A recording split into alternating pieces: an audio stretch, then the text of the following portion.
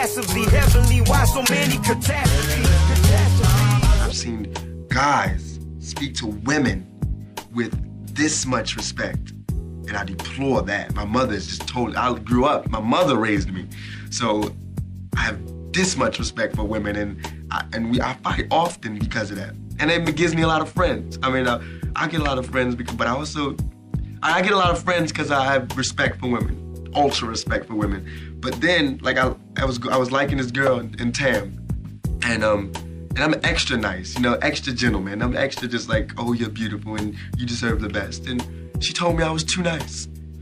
My mother taught me 3 things: respect, knowledge, search for knowledge. It's an eternal journey. That's like my haircut, the line. 360 degrees, find knowledge, always.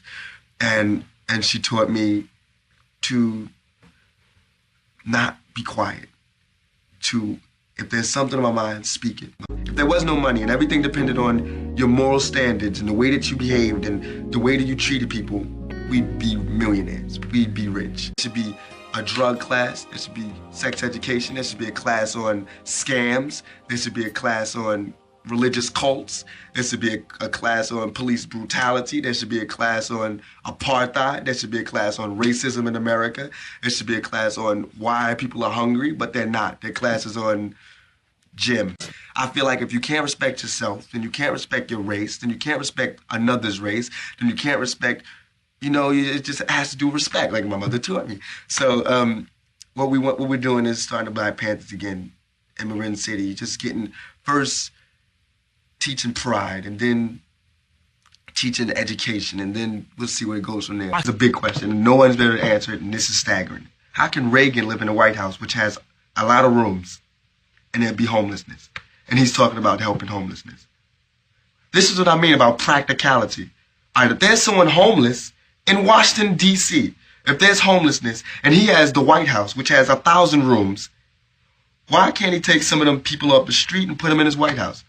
Because he doesn't want to get dirty. The White House would be a little tainted. He stood up, and it's the first thing you've heard him say in like 2 weeks of court.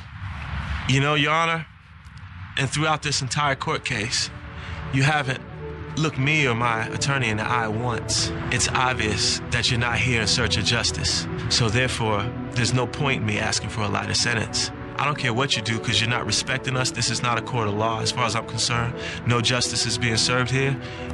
And you still can't look me in the eye.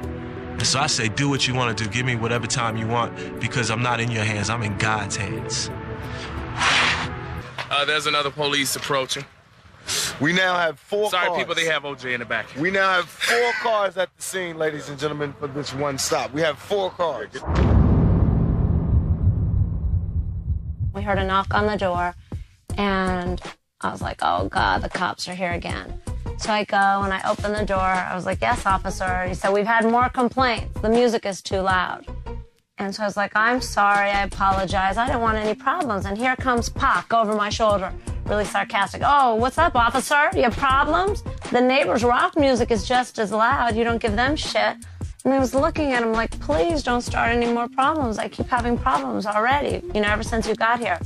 So he was like, well, officer, stay right there. Don't go. I want to change the volume and make sure that you think this is okay. So he runs over to the stereo and he puts NWA, Fuck the Police. And he turns the volume up just loud enough, but not too loud for the officer to stand at the door and listen. He was like, listen, you know, officer, let me know if this is too loud. Okay.